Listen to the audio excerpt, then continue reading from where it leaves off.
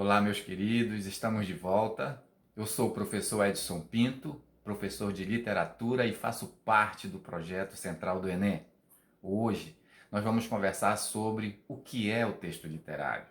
Saiba que identificar se um texto é literário ou não faz toda a diferença na hora da prova. Por isso, nesta aula, vamos dar exemplos, vamos dar conceitos de literatura para que a gente desenvolva essa habilidade e possa fazer uma boa prova. Vamos começar lendo um fragmento de um poema de Carlos Drummond de Andrade chamado O Lutador, retirado do livro Claro Enigma, em que ele diz: lutar com palavras é a luta mais vã. Entanto lutamos, mal rompe amanhã. São muitas, eu pouco. Observe que no primeiro verso, o poeta já traz o objeto fundamental da arte literária, que é o uso da palavra. Lutar com palavras é a luta mais vã. Drummond, quando utiliza a ideia de que a palavra é uma grande dificuldade de trabalhar com elas, ele está nos dizendo o seguinte, que o ato de escrever não é algo simples, fácil, né? Requer um trabalho intelectual, um trabalho mental intenso, para que a obra possa ter o seu significado de transformação da realidade. Ou seja, a palavra é o objeto de criação artística, assim como é a pintura, a música, o teatro, o cinema. A literatura utiliza-se da palavra como instrumento de quê? De recriação da realidade. E quando ele diz que é uma luta vã, ele está nos informando sobre essa luta insana que ao mesmo tempo é inútil. No entanto, o escritor não deve desistir.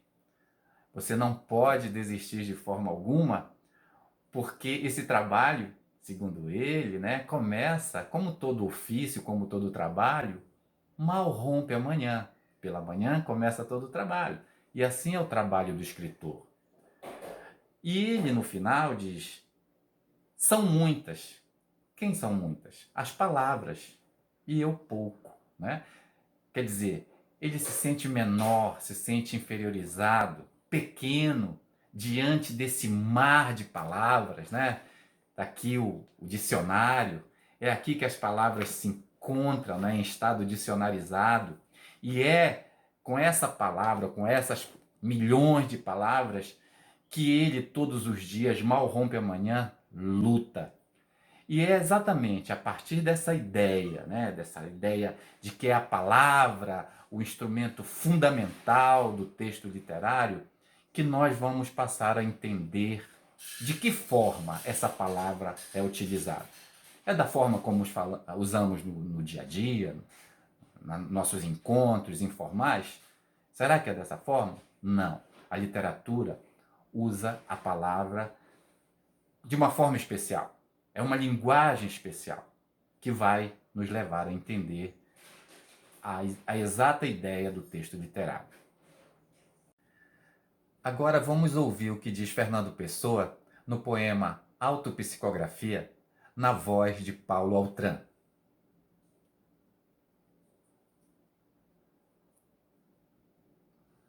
O poeta é um fingidor.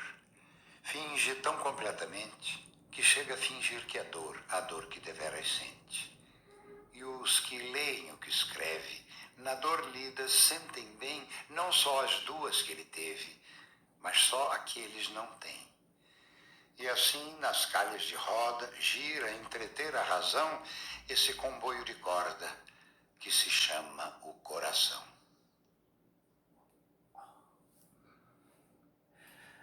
Muito bem.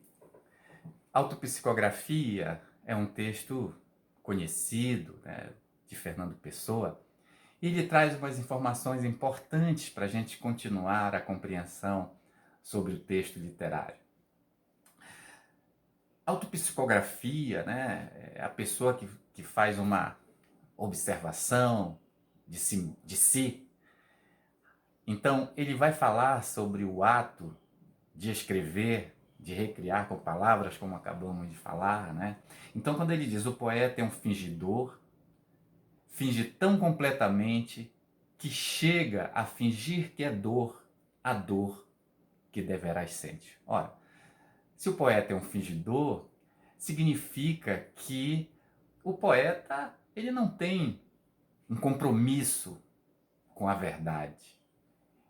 A verdade, a realidade, é apenas de onde ele retira, né, os subsídios para que ele possa recriar o mundo com palavras. Por isso ele finge, né? O poeta é um fingidor e finge tão completamente que chega a fingir que é dor, a dor que ele nunca sentiu, que deveras sente. Então, primeiro ele fala do ato de criar, de inventar, né? De criar, inventar um mundo com palavras. Em seguida, ele diz, e os que leem o que escreve? Que somos nós, leitores, né? É onde o texto se faz na nossa leitura, na nossa interpretação. E os que leem o que escreve, na dor lida, sentem bem. Não as duas que ele teve, mas o que eles não têm. Ora, o poeta inventa uma dor com palavras, e os que leem, né, sentem dor. Não a dor vivida, mas a dor inventada. É o texto, né, o momento da leitura que faz os leitores pensarem, refletirem sobre essa dor que é criada, que se mistura, né? Em vez do leitor sentir a sua dor, a dor da carne, a dor da realidade, não. Ele passa a sentir, através do texto, uma dor criada, inventada pelo poeta. Em seguida, ele diz, mas não as duas que ele teve, mas só aqueles não têm. E assim nas calhas de roda, gira a entreter a razão esse comboio de cordas que se chama coração. A razão e a emoção, né? Quer dizer, a emoção, ela acaba tomando conta da nossa racionalidade, nos tirando dessa razão que nos cerca na realidade. E a literatura, através dessa recriação desse mundo, fazendo a gente pensar, refletir, acaba servindo como uma catarse, né? Acaba servindo como algo que nos tira, nos dá, nos alimenta através do sentimento, da emoção, nos afastando da realidade. E essa dor é muito mais bem aceita do que a dor da nossa realidade. Imagine agora que alguém chega com você e diz a seguinte frase: vi ontem um bicho comendo nas ruas de Macapá. Isso é possível? Ultimamente, né? Bom, ao ouvirmos alguém dizer essa frase, entendemos que é algo passível, possível de ter acontecido. E o enunciado, ele é anterior ao fato. Então, isso pode ser comprovado normalmente. Agora vamos ouvir o poema O Bicho, de Manuel Bandeira, e depois vamos entendê-lo. Vi ontem um bicho na imundície do pátio, catando comida entre os detritos. Quando achava alguma coisa, não examinava nem cheirava, engolia com voracidade. O bicho não era um cão, não era um gato, não era um rato. O bicho, meu Deus, era um homem. Bom, percebemos no poema que nós estamos agora diante de uma utilização especial do uso da língua. Vamos chamar de texto 1, o primeiro texto, né? Em que a linguagem utilizada é uma linguagem comum. Não há problema nenhum em entendê-la. Só que no texto 2, no poema de Manuel Bandeira, percebemos que o bicho a que ele se refere deixa de ser o bicho animal que nós conhecemos e essa palavra ganha um significado novo, ganha uma simbologia nova, ganha uma significação que vai além do real, do bicho, como nós o entendemos.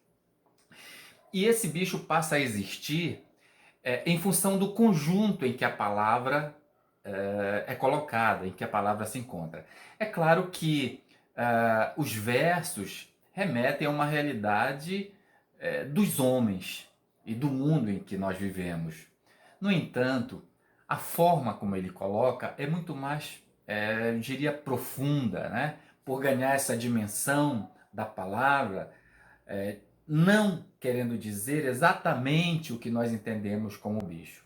No texto 2, Manuel Bandeira aponta para uma questão social muito séria, que são as pessoas que vivem pela rua catando comida, ou seja, o homem, né, o humano, se animalizando. E eu perguntaria a vocês, o texto 1, em que a pessoa viu um bicho comendo na rua, e o texto 2, que também aparece, entre aspas, né, um bicho. Qual dos dois textos nos causa maior comoção? Não tenho dúvida que o texto do Manuel Bandeira, apesar de não ser a realidade que aparece no texto 1, ele é muito mais sensível, ele nos causa uma comoção maior em relação à nossa realidade. E é essa linguagem usada por Manuel Bandeira que nós vamos chamar de linguagem literária ou linguagem conotativa. Enquanto que o texto, o primeiro texto, o texto 1, nós vamos chamar de linguagem não literária, onde é utilizada a linguagem denotativa.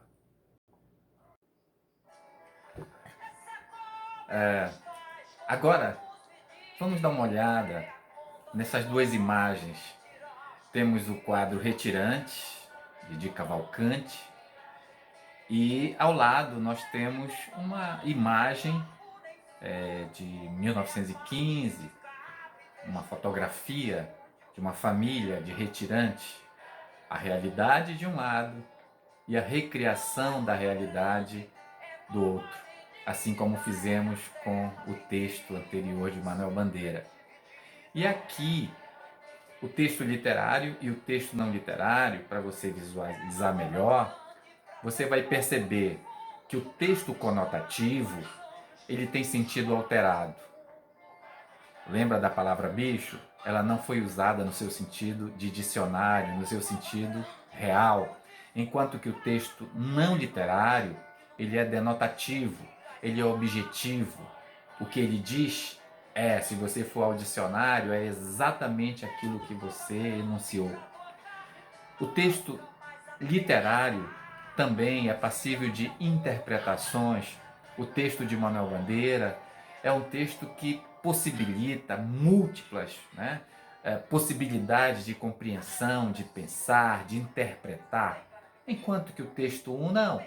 É o bicho comendo e acabou, ponto. Não tem outra realidade a não ser aquela que foi enunciada. Depende do contexto. Você vê que a palavra bicho ela vai tomando forma, ela vai tomando significado durante a leitura. Enquanto que no texto 1, nós não temos essa mesma ideia, independe do contexto. Aconteceu o fato e pronto. O próprio dizer daquilo que aconteceu encerra o fato. O texto literário tem a função estética, a função artística, do belo ou não, né? Enquanto que o texto 1, nós temos a função utilitária, apenas de informação, não tem outra função a não ser informar algo que aconteceu. E isso está presente nos jornais, nas revistas, nos textos de história, nos textos científicos, nas bulas de remédio, enquanto que o poema é um texto literário e não pode ser comparado a um texto histórico, a um texto da realidade. Assim como o conto, a poesia, o romance, a novela, a crônica, que são gêneros da literatura onde a palavra é utilizada como forma de recriação da realidade. E agora, para terminar, vamos ler mais 2 textos. O Menino das 3 horas da manhã e um artigo da Declaração Universal dos Direitos Humanos. O Menino das 3 horas da manhã, de Álvaro Alves de Faria, diz o seguinte: há um menino calado na porta de mim mesmo. Ele me acena motivos e palavras quietas, na fome do dia, na sede do tempo. Há um menino calado, pegando o resto da feira, onde se depositam os desesperos e onde a alegria termina. O menino me olha sem brinquedo, o menino nunca teve e nunca terá um brinquedo. O menino tem uma sacola de sombras para levar o resto das maçãs. O menino tem um cachorro que lambe o chão de vez em quando. O menino habita esta cidade às 3 horas da manhã, com seu pequeno corpo de fragilidade e seu silêncio molhado de frio. Artigo 25. Toda pessoa tem direito a um padrão de vida capaz de assegurar a si e a sua família saúde e bem-estar, inclusive a alimentação, vestuário, habitação, cuidados médicos e os serviços sociais indispensáveis, e direito à segurança em caso de desemprego, doença, invalidez, viuvez, velhice ou outros casos de perda dos meios de subsistência em circunstâncias fora de seu controle. A maternidade e a infância têm direito a cuidados e assistência especiais.